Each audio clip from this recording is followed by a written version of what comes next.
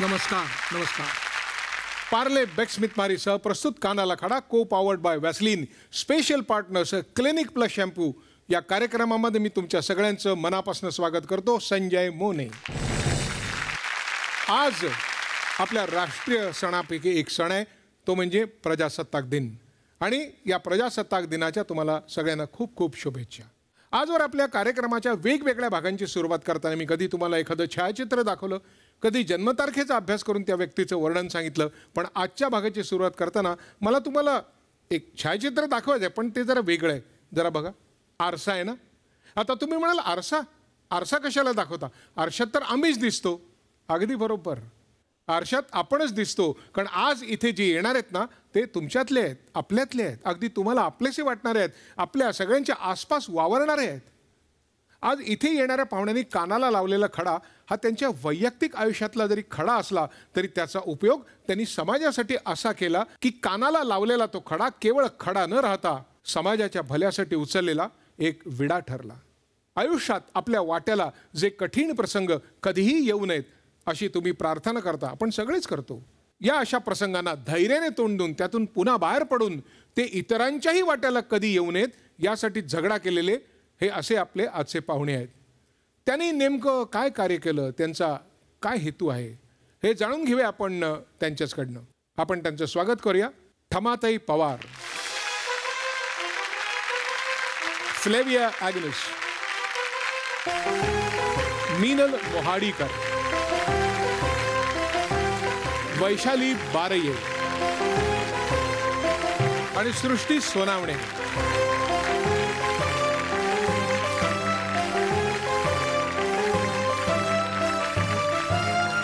आपल्या सगळ्यांचं स्वागत असो इथे. त्यांनी नेमकं काय कार्य केलंय, त्याची व्याप्ती काय आहे, त्याचा धावता आढावा आपण घेऊया एका चित्रफितीद्वारे. मात्र त्यातला संदेश सगळ्यांचा अगदी समान आहे, तो म्हणजे मी आता थांबणार नाही. उपेक्षेची लांबच्या लांब कोर्ण ओलांडायला शतकं लागली. बोचऱ्या नजरांचे बाभूळ काटे त्याचीच शेवटी वहाण झाली. तुम्ही माझ्या ज्या रात्री जाळल्या तिथल्याच चांदण्यांची राख घेतली मी, आणि रोज वाढणाऱ्या भिंतींवरनं परडीत स्वातंत्र्याची फुलं वेचली मी. माझ्या यातनांचं सततचं हे गाणं आता मी मलाही सांगणार नाही. तुम्ही शर्यत संपली म्हणा खुशाल, पण मी आता थांबणार नाही. माझ्या कानाच्या गुहेचं दार हळूहळू किलकिलं केलं मी. ओठांवर ठेवलेली मौनांची पोती स्वतःच कष्टानं उचलून नेली मी. डोळ्याच्या जात्यातून आता मी आसवांचं पीठ काढत नाही. नाकाला आजकाल माझ्या फक्त चुलीच्या गंधानं भागत नाही. मी झटकले हात कायमचे यात. एकट्यानं आता रांधणार नाही. तुम्ही शर्यत संपली म्हणा खुशाल, पण मी आता थांबणार नाही.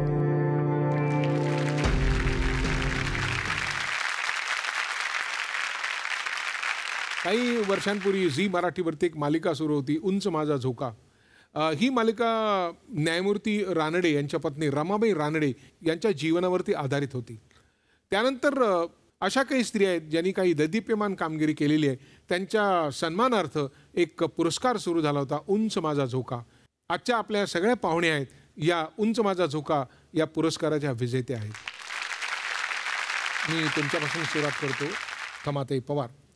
लोक पाटीवर मुळाक्षरं गिरवतात, धुळाक्षरं गिरवतात आणि शिक्षण घेतात.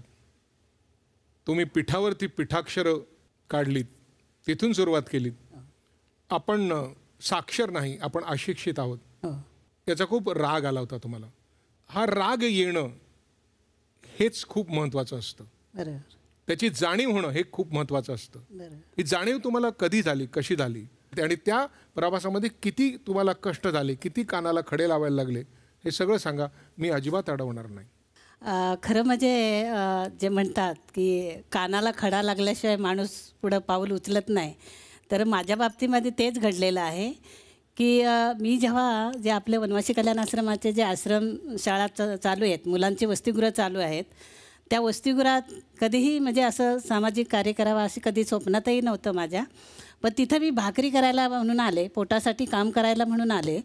आणि मग काम करता करता असं लक्षात यायचं की अनेक लोक तिथे यायची आणि हा समाज कुठेतरी भरकटलेला आहे, अज्ञान आहे, अंधश्रद्धा आहे, व्यसनाधीन, अशा सगळ्या समस्या होत्या समाजाच्या पुढं. कारण मी त्याच समाजाची होती, त्याच्यामुळं मलाही त्याची जाणीव होती. तर मला एक जे म्हणतात की कानाला खडा लागल्याशिवाय माणूस पुढचं पाऊल उचलत नाही, तर माझ्या बाबतीमध्ये तेच घडलं होतं. मी एका गावाला चालले होते, मी आश्रमामध्ये भाकरी करायला येत होते, पण कधी मी शिकावं, कारण मला तेव्हा 2 मुलं झाली होती. कारण मुलगा माझा 5 वर्षाचा होती, मुलगी 3 वर्षाचा होता. असं माझं एकूण कुटुंब होतं. घरी सासूबाई होत्या, माझे मिस्टर होते, असं सगळं होतं. माझं माहेर जे होतं ते बीड म्हणून आहे, कर्जत तालुक्यामध्ये.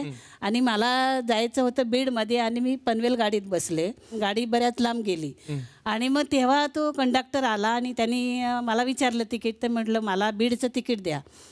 तर ते कंडक्टर मला खरंच म्हणजे एवढं अगदी ह्यांनी बोलले की काय बाई येडी आहे म्हणे, तुला कळत नाही का ही गाडी पनवेलला चालले आणि तू बीडचं तिकीट कसं काय मागते, तुला एवढं कळलं नाही का.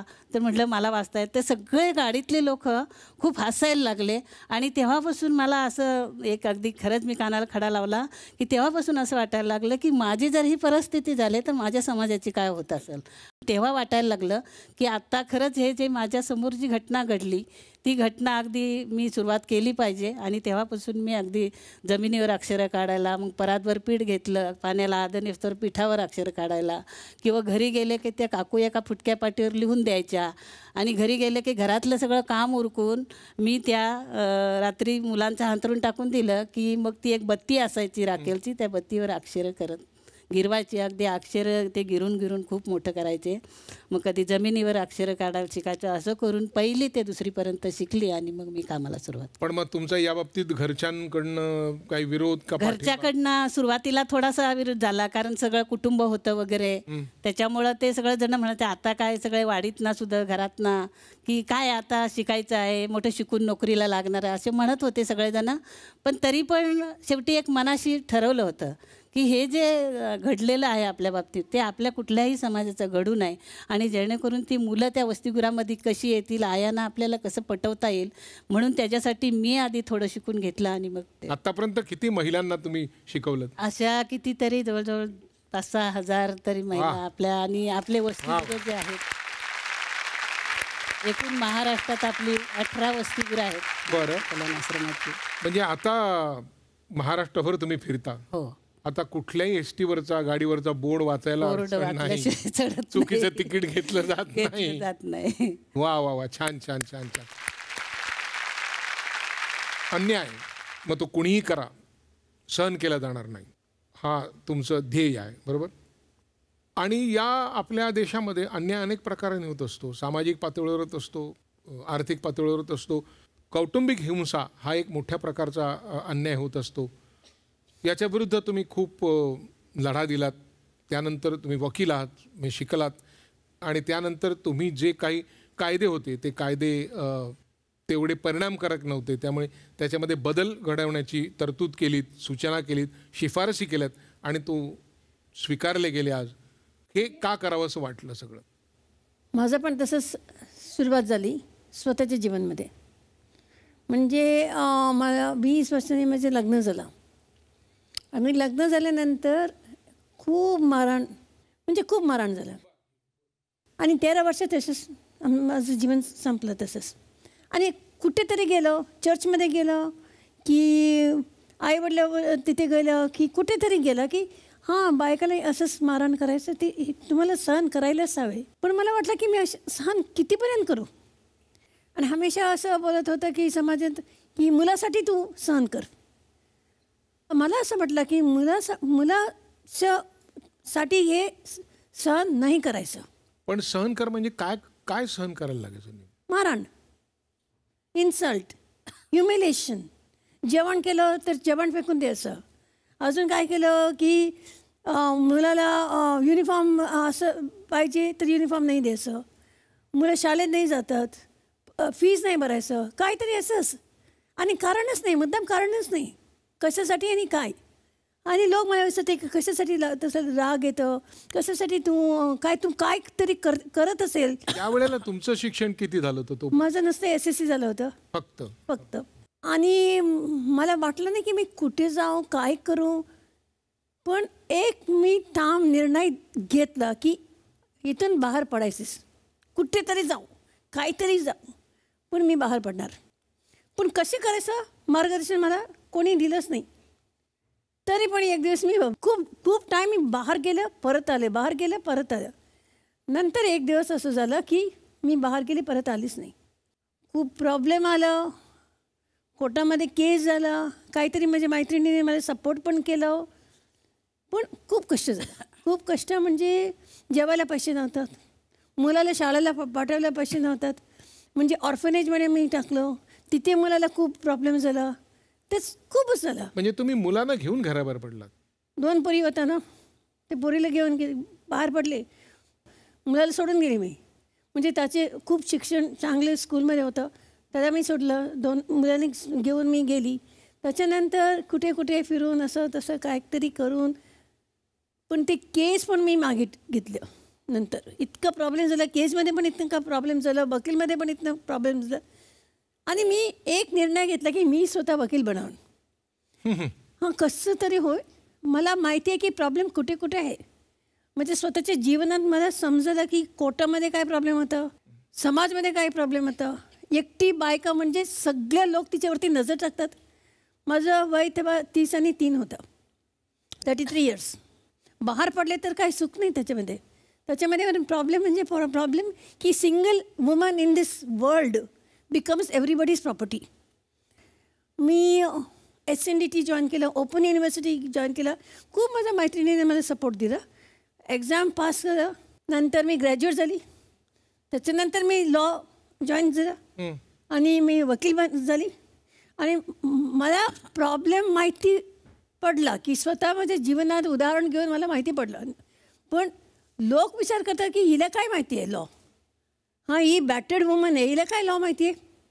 तर मी ठाम निर्णय घेतला की मी लॉयर होईल, पण लॉमध्ये मी एक्सपर्ट स्कॉलर पण मला बनायचंच आहे. त्याच्यामध्ये मला बुक लिहायचंच आहे, त्याच्यामध्ये ते पब्लिश करायचे. सुरुवातमध्ये 1984 म्हणजे मी स्वतःची कहाणी लिहिली, my story our story of rebuilding broken lifes. हा पुस्तक सर्व भाषेमध्ये तसं भाषांतर झालं. आणि खूप महिलाला त्याच्यामध्ये स्फूर्ती भेटला, इन्स्पिरेशन आला की ती करू शकतं तर आम्ही पण करू शकतो. पूर्ण दुरुस्ती करायला शक्य नाही, तरी पण थोडं आम्ही दुरुस्ती करू शकतात. थोडं स्ट्रॅटेजी बनवू शकतात की असं कर बाई, तू तसं करू नको, असं करून मी फसलं तू फसू नको. तसं आमचे जे एक्सपिरियन्स आहेत ते आम्ही बायकाच्या समोर आम्ही ठेवायचं.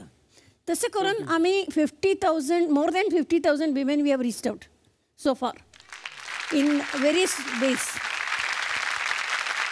आणि नुसतं डोमेस्टिक व्हायलन्स नाही, आता लैंगिक हत्या पण हे आमच्या संस्थेचे मेन काम आहे.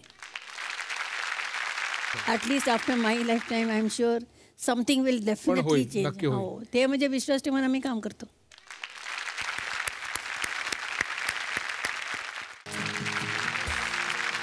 स्त्रियांनी शिकावं, स्त्रियांनी निडर व्हावं आणि त्याच्या पुढचा भाग म्हणजे समाजामध्ये स्त्रियांनी स्वतः मानाने जगण्यासाठी काहीतरी करावं. चूल मूल हे एवढंच स्त्रीचं परीघ किंवा रिंगण असू नये यासाठी तुम्ही अनेक वर्ष प्रयत्नशील आहात, यशस्वी आहात. म्हणजे प्रयत्नशील कशाला म्हणू आपण, तुम्ही स्वतः चूलमूलमधनं तोडून बाहेर पडलात की तुमच्याकडे हे सगळं होतं आणि तुम्हाला हे मनापासून वाटत होतं. संस्था म्हणून मी काम करते, अम्मी उद्योगिनी प्रतिष्ठान हे माझ्या संस्थेचं नाव आहे. आणि 22 वर्ष सातत्याने आम्ही विनामूल्य महिलांसाठी काम करतो, स्वतःच्या पायावर उभं राहण्यासाठी. कारण एक स्त्री शिक्षित झाली तर संपूर्ण कुटुंब शिक्षित होतं. त्याप्रमाणे एक स्त्री उद्योजक किंवा काहीतरी स्वतःच्या पायावर उभी राहिली तर कुटुंबाला तो आधार होतो. कमीत कमी 7 ते 8 हजार महिला उद्योजकांना घडवण्याचं काम आम्ही केलं. काही गोष्टी आड येऊ शकतात, काही गोष्टींचा लढा द्यावा लागतो. हे कुठले कानाला खडे लावावे लागतात स्त्री उद्योजक होण्यासाठी?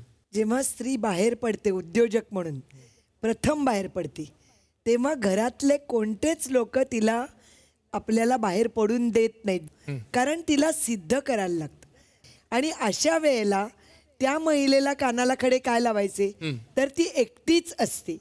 आणि ती एकटीच असताना काम करत राहताना तिला दुसऱ्यांनी कोणी त्रास देता कामा नये. मग तिला प्रवास करायला लागतो, प्रवासातही तिला त्रास होऊ शकतो. कुठलंही नाटक करता येतं, परंतु पैशाचं नाटक करता येत नाही. त्यासाठी पैशाची उभारणी करायला लागते.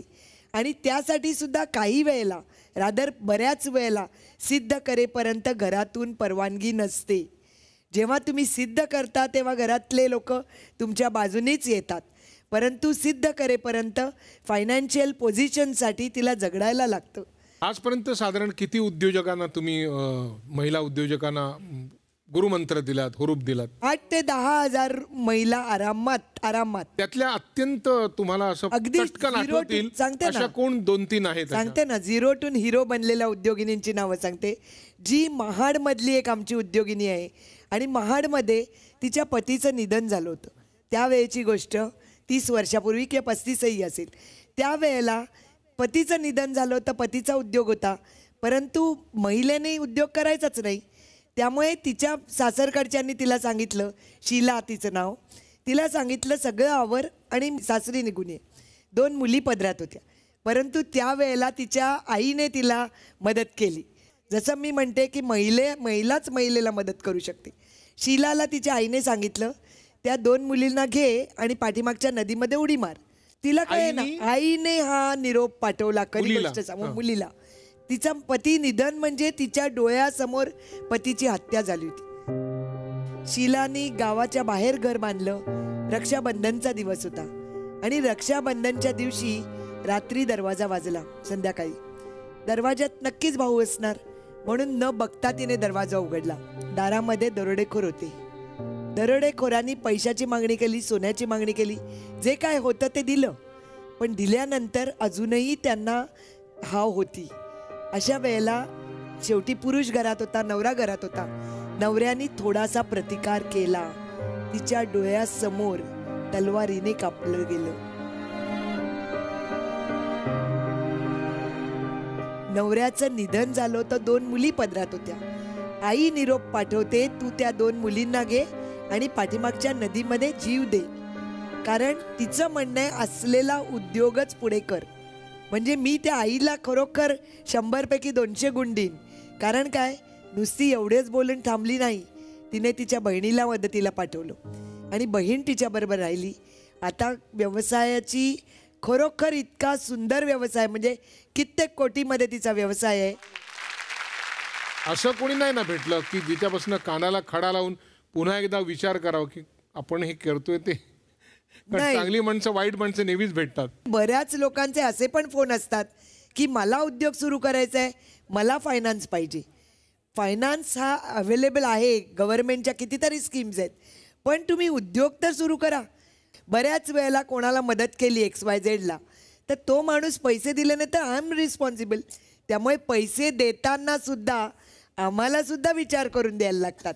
कारण नाहीतर बँक मला विचारेल. बँकेच्या योजना आहेत, परंतु कानाला खडा का म्हणते की कधीच एका दिवसात तुम्ही करोडपती बनत नसता. आणि कष्ट करून कुठलीही गोष्ट करताना सातत्याने, मी म्हणेन की आज हिने हे केलं म्हणून मी ते केलं, उद्या तिने ते केलं म्हणून ते केलं, चुकीचं आहे. कुठल्याही गोष्टीला सातत्य लागतं, कष्ट लागते, मेहनत लागते आणि घरातल्यांचा सगळ्यांचा सपोर्ट लागतो. आपण नेहमी म्हणतो की सगळं स्वच्छ पाहिजे, साफ पाहिजे, सगळं छान पाहिजे. आणि यासाठी काही लोक खूप जीवाची बाजी लावतात. वेळेला आपल्याला स्वच्छ वातावरण, स्वच्छ परिसर मिळावा म्हणून अनेक कष्टाची कामं करतात. त्याला कधी कधी वेळ नसते, कधी काळ नसतो, त्यांना काय काय श्रम करावे लागतात, त्यांना काय काय दिव्यातनं पार पडावं लागतं. याबद्दल आपण तुमच्याकडनं ऐकूया थोडंसं. मी वैशाली बारे, मी पुणे महानगरपालिकेमध्ये सफाई कामगार म्हणून आहे. सुरुवातीला मी हे सफाईचं काम करेल असं कधीच वाटलं नव्हतं. कारण माझी आई ही एक सफाई सेविका आहे, पण लग्नानंतर माझी आर्थिक परिस्थिती व्यवस्थित नसल्याने आणि 2 मुलं पुढे वाढवायची असल्यामुळे म्हणजे प्रायव्हेट कामामध्ये जास्त काही पगार वगैरे काही नाही, त्याच्यामुळे आईने असं डिसिजन घेतलं की माझी नोकरी मी तुला लावेल म्हणून. मग आईच्या ठिकाणी मी कामाला लागले. पहिल्या दिवशीचा दृश्य खूप जास्त भयानक होता, कारण कधी कल्पना केली नव्हती की माझ्या हातात खराटा असेल किंवा बादली असेल. म्हणजे मला असं वाटलं की माणूस असं म्हणजे म्हण आहे की मेल्यानंतर नरकात जातो असं काहीतरी. मला जिवंतपणे ते असं वाटत होतं की मी नरकात आहे, कारण ते जे समोरचं जे दृश्य होतं सगळं ते सार्वजनिक शौचालयामधलं ते इतकं भयानक होतं ना की म्हणजे मी असं नरकात उभी आहे असं मला वाटत होतं. ते स्वतःचं मन मारून हे करावं लागतं.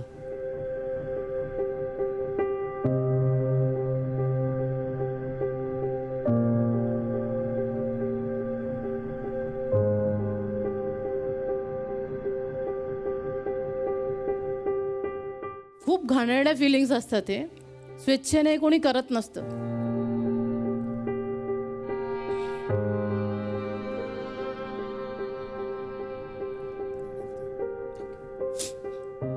आपण ज्या लोकांची घाण काढतोय तेच लोक आपल्याला तुच्छतेने वागतात. सगळेच नाही, त्याच्यामध्ये काही चांगला वर्ग पण आहे, पण काही वर्ग अजूनही की त्यांची घाण काढत असताना तेच आपल्या म्हणजे आपल्याला बघितलं की ते आपले इतके लांब जातात. ते म्हणजे असं त्यांना बोलू शकत नाही, पण त्या फिलिंग्स खूप त्रास देणाऱ्या असतात. घाण ते करतात आणि घाण तुम्हाला समजतात. त्यांचीच घाण आपण काढायची आणि ते आपल्याला दूर करतात, घाण समजतात. म्हणजे महिला वर्ग आहे, खूप महिला वर्ग, त्यांच्यासाठी बऱ्याचशा सुविधा असतात. तिथे टब ठेवलेला असतो की बाबा तुम्ही सॅनिटरी नॅपकिन याच्यामध्ये टाका, पण तो महिला वर्ग ही कधीच नाही, ते खिडक्यांमध्ये ते ठेवतात. आणि सगळे सुशिक्षित असतात, सुशिक्षित अशिक्षित सगळे असतात त्याच्यामध्ये. एक वस्ती म्हणजे त्याच्यामध्ये बरेच प्रकारचे लोक असतात. हे सगळे त्या खिडक्यांमध्ये ठेवणार की त्यांना हे काढणारही एक माणूसच आहे. गुटखा, आता गुटखा बंदी झाली, सगळं झालं, पण ते भिंती ज्या संडासाच्या असतात त्याच्यामध्ये ते तसेच रंगवलेले असतात. त्या भिंती तशाच ते गुटखा पान खाऊन ते थुकलेले असतात. आणि तरी देखील एक आरोप असतो की सफाईचं तू काम केलं नाही. म्हणजे आत्ता जर मी साफ केलं आणि तुम्ही एक अर्ध्या तासाने बघितलं तरी पुन्हा ते चित्र दिसेल तुम्हाला. तर म्हणणं एवढंच की बाबा हे काम करणाराही एक माणूसच आहे. आणि आता म्हणालात की गुटखा थुंकल्यावर पण तुम्हाला महिलांचं स्वच्छतागृह पुरुषांचं असं ते दोन्ही महिला स्वच्छ करतात. दोन्ही म्हणजे म्हणजे एक पार्ट महिलांचा असतो, एक पार्ट पुरुषांचा असतो. तो अजून अशी व्यवस्था नाही की महिलांचं महिलांनी आणि पुरुषाचं पुरुषांनी. तर एखादा पुरुष जरी असेल तरी त्यांनी महिलांचं पण करायचं आणि पुरुषांचं पण. एखादी महिला मेहतर असेल तर तिनेही पुरुषांचं आणि स्त्रियांचं दोन्हीही करायचं. यात काय अडचणी, तुम्ही काय कानाला खडे लावले त्या बाबतीत असे? आता या बाबतीत कानाला खडा लावायचा म्हणजे असं की हे जे सगळ्या गोष्टी आहेत हे मी खूप म्हणजे मला फक्त फील वाटत होतं, राग येत होता की हे लोक मला असं बोलतात, मला असं वागणूक देतात, पण मी ते बोलू शकत नव्हते की मला बोलता येत नव्हतं. मग एक असाच पाठ आला की ज्यावेळेस पुणे महानगरपालिका कामगार युनियन मान्यताप्राप्त यांनी कम्प्युटरचे क्लासेस चालू केले. तर मला त्यावेळेस ते माझं टायपिंग झालं होतं, पण मला कम्प्युटर माझ्या हाती आला नव्हता. आणि ते खास कामगारांसाठी सुरुवात केली होती. मला खूप उत्सुकता होती ते शिकण्याची. कम्प्युटर कारण मी कधीच हाताळला नव्हता, त्याच्यामुळे नाही का हे खराटा हे कधी सोडून मी कधी ते हे करते, मला खूप उत्सुकता लागली होती. त्याच्यामध्ये ती बॅचेस होत्या. मग एक दिवस मला फोन आला. आता तुम्ही जे हसलात तसं तुम्हाला पहिल्यांदा कम्प्युटर बघितल्यानंतर हसायला आलं असेल ना? खूप आनंद झाला होता मला. आणि मग त्याच्यानंतर हळूहळू मी युनियनमध्ये फक्त क्लासला येत होता. पुणे महानगरपालिका कामगार युनियन ऐकून होते, पण त्याच्यामध्ये काय चालतं काय होतं हे काहीच माहीत नव्हतं, कल्पना नव्हती काही. मग हे बघता बघता मुक्ताताईंनी 4 दिवस कामगारांचं शिबिर ठेवलं, तेही ऑन ड्युटी. मुक्ता मनोहर हां, मुक्ता मनोहर थोडक्यात मी सांगेल की माझा पुनर्जन्म त्यांच्यामुळे झाला. कारण पहिल्यांदा मी ही कामाला जाणारी, सकाळी उठलं की उदबत्ती लावायची, आरती करायची, हे सगळं ते उपास धरायचे. हा उपास, लक्ष्मीचा उपास, अमुक उपास, खूप होतं म्हणजे धार्मिक. आणि इथे जेव्हापासून कामाला लागली कामगारांचे इतके प्रश्न आहेत आणि कामगार वर्ग म्हणजे इतका कष्टामध्ये आहे, त्याच्यामध्ये कंत्राटी कामगार आहे, कायम कामगार आहे. आता आपण 26 जानेवारीचं बोलतोय, तर 26 जानेवारीला सगळे लोक सगळं म्हणजे झेंडा फडकवणार, तिथे सलामी देणार, परंतु आमचा कामगार वर्ग हा सगळा साफसफाई करत असणार आहे. मग त्यांना नाही का प्रजासत्ताक दिवस आहे तर मग त्यांचाही अधिकार आहे की सगळ्यांचं आहे. पण तो कधीच नसतो. तो दिवाळी असो, होळी असो, काही कुठलाही सण असो, ते फक्त सकाळी येणार आणि तुमच्या लोकांचं सगळा परिसर स्वच्छ करून देणार आणि तरीसुद्धा तुम्ही त्यांच्याकडे तुच्छतेनेच बघणार. आणि शिवाय संध्याकाळी परत ते पडलेले झेंडे उचलायला लागतात ते वेगळे. हा, ते वेगळे. आणि मग कामगार युनियनमध्ये गेल्यानंतर समजले की बाबा की आपण सुरुवातीला मी खूप संकोच करत होते की मी बाबा नोकरीला आहे, मी जर बोलले तर काय होईल, मी बोलले तर काय होईल. पण शेवटी मी बोलले आणि मी बोलले ते ह्या झी मराठीच्या स्टेजवरती बोलले आणि सगळं बोलून टाकलं. आणि त्यावेळेस मला खरंच मोकळं वाटलं की मी बोलले. मग असं माझ्यासारखंच बाकीच्या लोकांनीही बोलायला पाहिजे, त्यांचे प्रॉब्लेम सांगायला पाहिजे, तर त्याच्यावर सोल्युशन निघेल काहीतरी. पण तुम्हाला प्रतिसाद कसा मिळाला त्याला, तुमच्या आवाहनाला?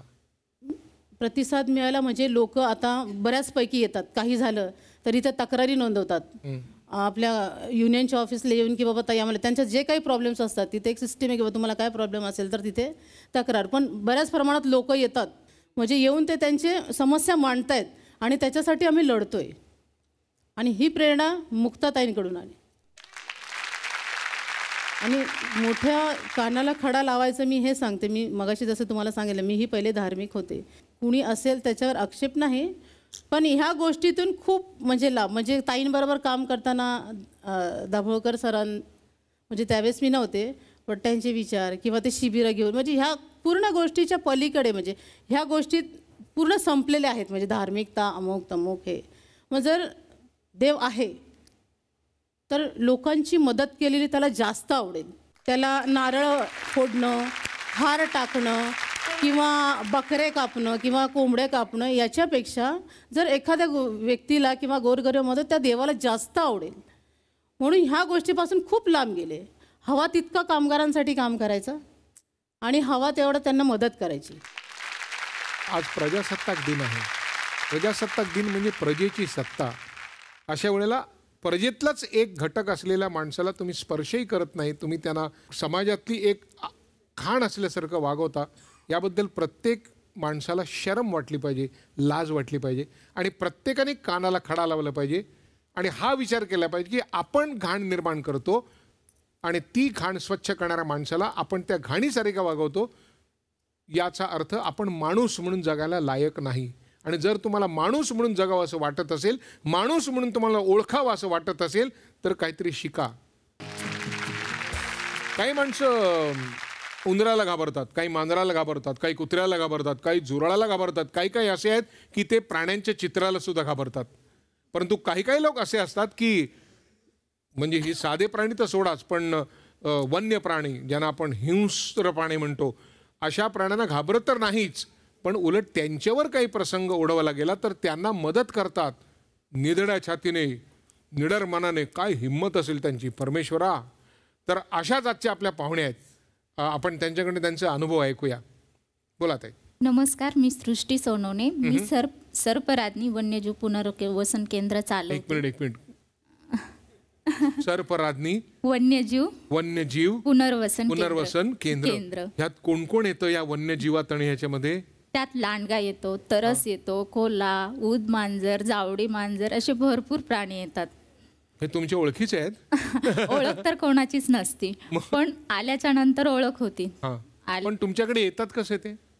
ते जर जखमी असले, जखम झालेली असली, कधी गाडीने उडवलेलं असतं. आमचा भाग दुष्काळी आहे, तिथे पाणी नाही, तर एखादा पाण्याच्या शोधात रस्त्याने चाललेला असतं, त्यावेळी गाडी उडवती. किंवा पाणी नाही त्याला म्हणून ते विहिरीत पडलेला असतो पाणी पिण्यासाठी, तर तो विहिरीत पडलेला पण जखमी झालेला असतो. असे किंवा काही मातृत्वापासून दुरावलेले असते ते प्राणी आम्ही आणतो आणि त्याच्यावर उपचार करतो आणि पुन्हा त्यांना निसर्गात सोडून देतो. नाही, आता बारे मॅडम म्हणाले की माणूस माणसाकडे नीट बघत नाही आणि तुम्हाला वन्य प्राण्यांकडे नीट बघावं असं का वाटतं? कधीपासून वाटायला लागलं? ही काय आवड आहे तुमची? हेच तर वाक्य आहे ना, माणूस कधीच माणसाला साथ देत नाही, पण वन्य प्राणी इतका विश्वास आपण त्याच्यावर टाकतो, माणसावर अजिबात टाकता येत नाही. ते खूप छान असतात.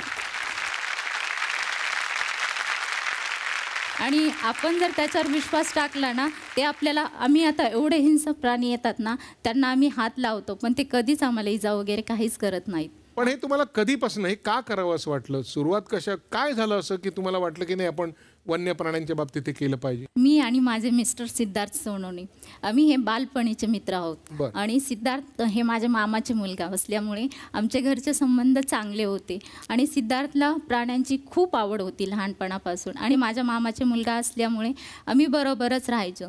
ते असे कुठं बाहेर चालले की मला घेऊन जायचे. मग त्यांना एखादी चिमणी, कावळा, कुत्रा, मांजर असं काही भेटलं का की ते घेऊन यायचो आम्ही. त्याच्यावरती हळद काही असं तरी टाकायचं आणि त्याच्यावर उपचार करायचो, म्हणजे पट्टी वगैरे बांधायचो आणि तो पूर्ण झाला की पुन्हा सोडून द्यायचो. असं करता करता आम्ही 2004मध्ये सर्पराज्ञी वन्यजीव पुनर्वसन केंद्र चालू केलं. पण ते चालू केलं म्हणजे असं पुनर्वसन केंद्र, पिंजरे वगैरे असे काहीच नव्हते त्यात. आम्ही असं घरातच करायचो आणि आमचे घरचे संबंध चांगले असल्यामुळे आम्ही सतत बरोबरच असायचो. आणि घरच्यांनी विचार केला की अरे बाबा, हे दोघंजण एवढे मोठे झालेत, बरोबरच फिरतात, असे करतात आणि एकमेकांना एवढं पण जपतात, तर आपण यांचं लग्नच लावून देऊ. मग घरच्यांनी आमचं 2010 साली लग्न लावून दिलं. डॉक्टर सलीम अली यांच्या जयंती दिनीनिमित्त आम्ही लग्न केलं.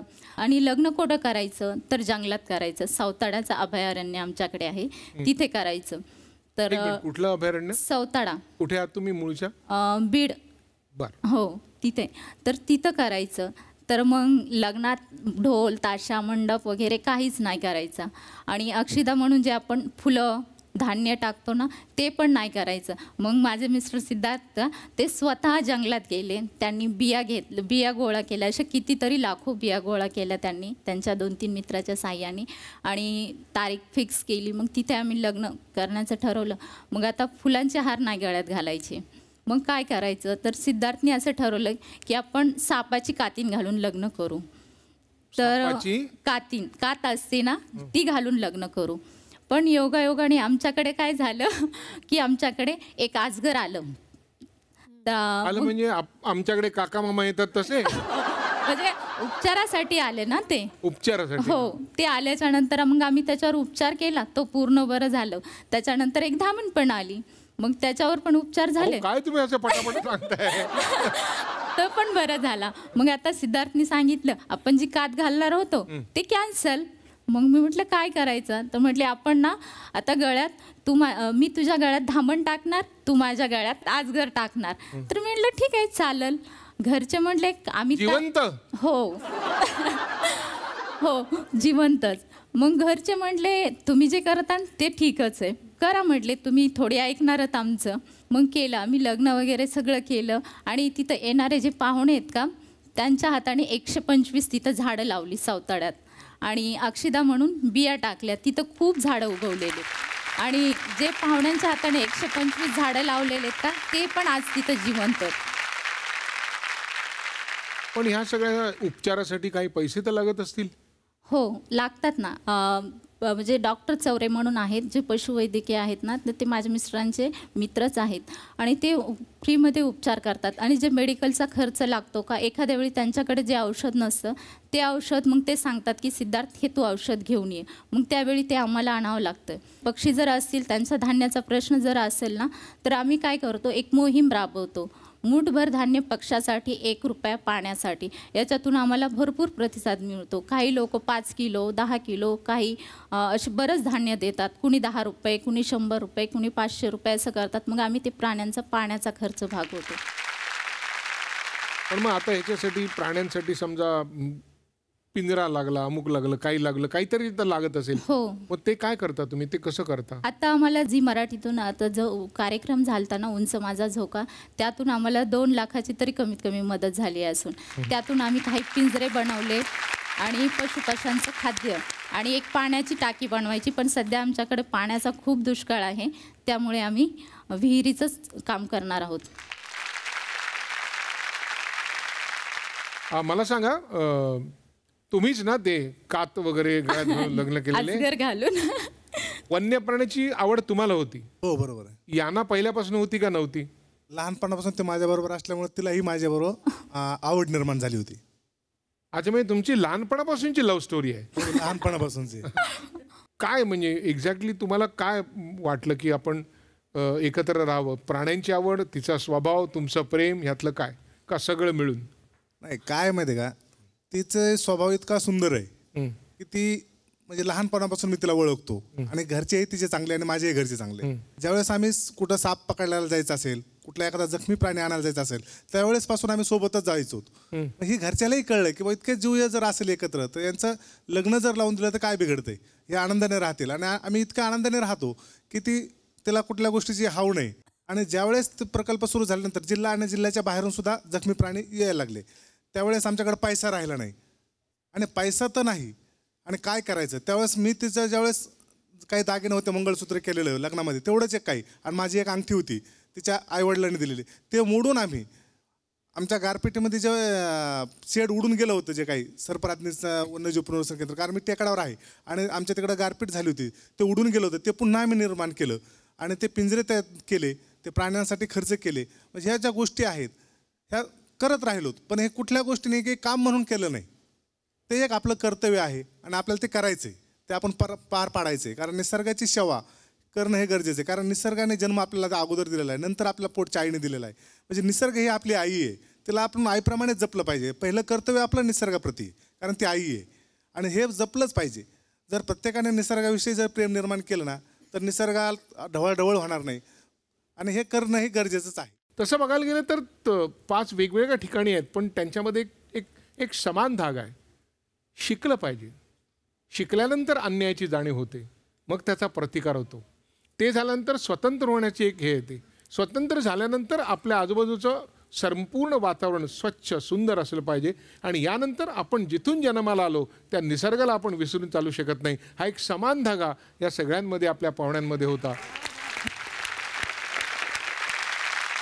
मला एक सांगा, शेवटचा कानाला खडा काय लावाल तुम्ही? एक आम्ही जे काम करतो, वनवासी कल्याण आश्रमाचं काम पूर्ण देशामध्ये काम आहे. महिला आम्हाला बोलायच्या की आम्हाला म्हणजे आम्ही आता उद्योग सुरू केले तर आम्हाला काही सरकारी अनुदान मिळवून द्या. तर 2-3 महिलांना आम्ही काही असे खेळतं भांडवल म्हणून गव्हर्मेंटची काय योजना होती तर ती मिळवून देण्याचा असं प्रयत्न केला की जेणेकरून महिला स्वतःच्या पायावर उभ्या राहतील म्हणून काही सुरुवात केली. तर बऱ्याच जणींनी 4-5 जणींनी फेडले, बाकी 4-5 जणींनी फेडलेच नाही. मग सगळ्यांकडून काढून ते फेडले आणि तेव्हापासून आम्ही कानाला खडा लावला काय तेव्हापासून सरकारी योजना मिळवून द्यायची नाही की जेणेकरून हे स्वतःच्या पायावरच उभे राहिले पाहिजे. स्वतःचेच पैसे जेव्हा आपण कमवायला लागू ना तेव्हा आपल्याला समजेल की हे पैसे कमवायला काय लागतं. त्यांनी स्वतःच्या पायावर उभं राहिलं पाहिजे. त्याला मात्र बोटाला धरून उभं करायचं कल्याण आश्रम करते काम. असं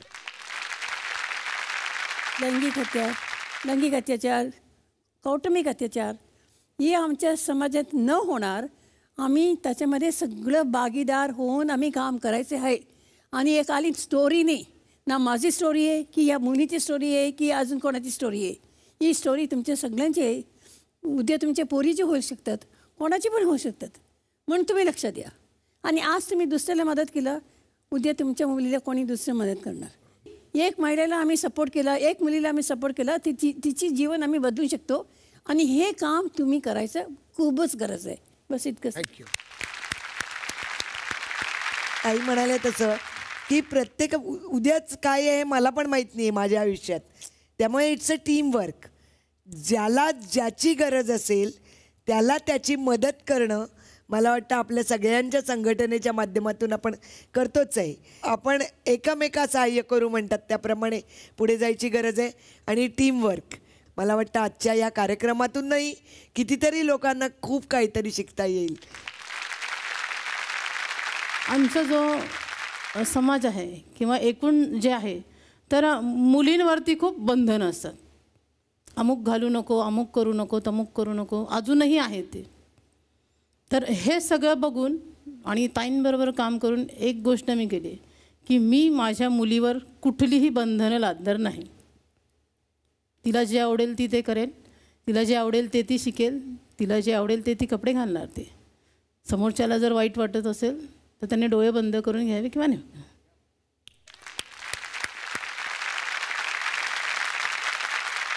समाजाने प्रत्येकाने कमीत कमी एक तरी प्राणी वाचवलं पाहिजे. आणि एक झाड लावलं पाहिजे. ते झाड लावून उपयोग नाही, पण तो झाड वाढल याची त्यांनी काळजी घेतली पाहिजे. म्हणजे कानाला खडा लावायला पाहिजे की मी एक झाड हो, स्वतःच्या समाजाने. डोळ्यात मोठं होताना बघेन हो, आणि एक प्राणी मी वाचवेल हे प्रत्येकानेच कानाला खडा लावलं पाहिजे. अच्छा बघा, तर मी कानाला खडा लावला आणि एक गोष्ट माझ्या लक्षात आली ती अशी की समाजसेवा, देशसेवा, देशभक्ती या गोष्टी फक्त 15 ऑगस्ट, 26 जानेवारी किंवा आपण एखादी क्रिकेटची मॅच जिंकली की त्या दिवशी उफाळण्याच्या गोष्टी नसतात. तर त्या सतत मनात, वागण्यात रुजवणं म्हणजे खरी देशभक्ती. आपण इथेच एकमेकांचा निरोप घेऊया आणि भेटूया पुढच्या भागात, ज्या कार्यक्रमाचं नाव आहे पार्ले बेक्सस्मिथ मारीसह प्रस्तुत कानाला खडा, को powered by Vaseline, special partners clinic plus shampoo. आज आपण इथे आलात आणि आमच्याशी मनमोकळा संवाद साधलात, त्याबद्दल एक छोटीशी आठवण म्हणून झी मराठीतर्फे एक प्रेमाची भेट आम्ही देतोय.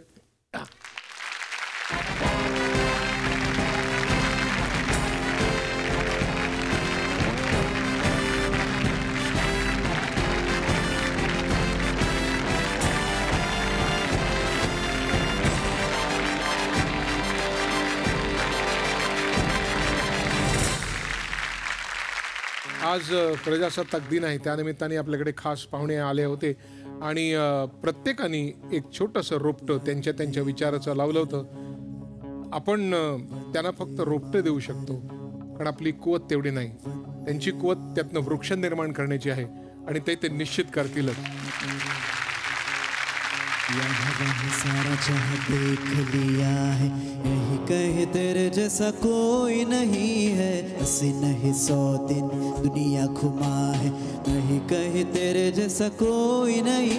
मैं गया जहां भी बस तेरी याद थी, जो मेरे साथ थी मुझको तड़पाती रुलाती. सबसे प्यारी तेरी सूरत, प्यार है बस तेरा प्यार ही. माँ तुझे सलाम, माँ तुझे सलाम, माँ तुझे सलाम, माँ तुझे सलाम. वंदे मातरम, वंदे मातरम, वंदे मातरम, वंदे मातरम, वंदे मातरम, वंदे मातरम. बोलो भारत माता की, वंदे वंदे